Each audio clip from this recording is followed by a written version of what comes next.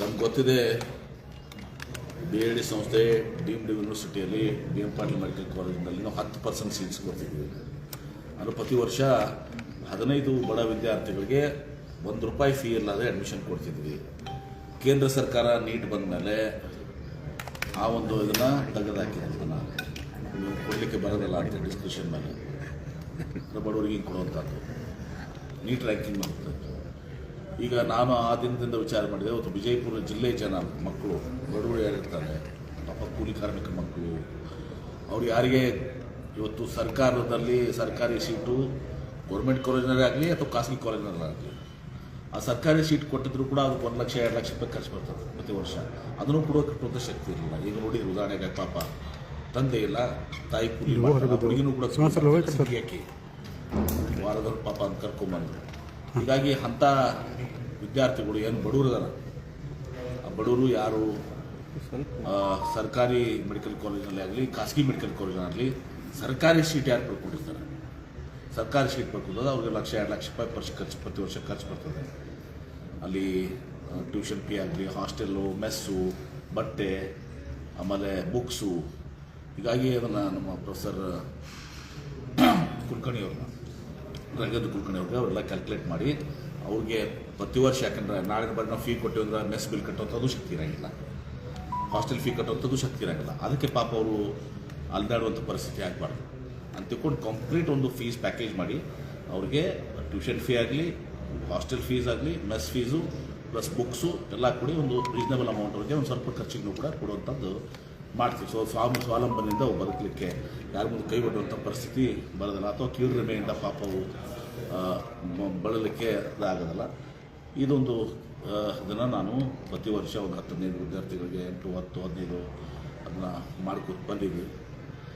ಹೀಗಾಗಿ ಇದೊಂದು BID ಸಂಸ್ಥೆಯಿಂದ ಈ ಬಡ ಮಕ್ಕಳಿಗೆ ಸಹಾಯ ಮಾಡುವಂಥ ಒಂದು ವಿಜಯಪುರ ಜಿಲ್ಲೆ ಇರುತ್ತೆ. ಸರ್, ಇವತ್ತು ರಾಜ್ಯಾದ್ಯಂತ BJP ವಕ್ಫ್ ವಿರುದ್ಧ ಜಿಲ್ಲಾ ಮಟ್ಟದಲ್ಲಿ ಹೋರಾಟ ಹೇಳಿದೆ. ನಮ್ಮ ಭೂಮಿ ನಮ್ಮ ಹಕ್ಕು ಅದು ಮಾಡಲಿಲ್ಲ. ಅವ್ರ ಪೀರಿಯಡ್ನಾಗೂ ಮಾಡಿದ್ರು, ಅವಾಗ ಯಾಕೆ ಮಾಡಲಿಲ್ಲ ಹೋರಾಟ? ಅವ್ರ ಪೀರಿಯಡ್ನಲ್ಲೂ ಕೂಡ ನೋಟಿಸ್ ಕೊಟ್ಟಿದ್ದಾರೆ, ಅವ್ರ ಪೀರಿಯಡ್ನಾಗೂ ಗೆಜೆಟ್ ನೋಟಿಫಿಕೇಷನ್ ಇತ್ತು ಏನ್ರಿ, ಅವ್ರ ಸರ್ಕಾರದಾಗೂ ಗೆಜೆಟ್ ನೋಟಿಫಿಕೇಷನ್ ಇತ್ತು, ಅವ್ರ ಪೀರಿಯಡ್ನಾಗೂ ಕೂಡ ನೋಟಿಸ್ಗಳು ಕೊಟ್ಟಿದ್ದಾರೆ, ಅವ್ರ ಪೀರಿಯಡ್ನಾಗೂ ಕೂಡ 9 ನಂಬರ್ 11 ನಂಬರ್ ವಕ್ಫ್ ತಪ್ಪು ಮಾಡಿದ್ರೆ ನಾವು ಅದನ್ನು ವಕ್ಫ್ ಹೇಳಿದ್ವಿ. ಮನೇನು ಕೂಡ ಪ್ರೊಟೆಕ್ಟ್ ಮಾಡೋಂಗಿಲ್ಲ.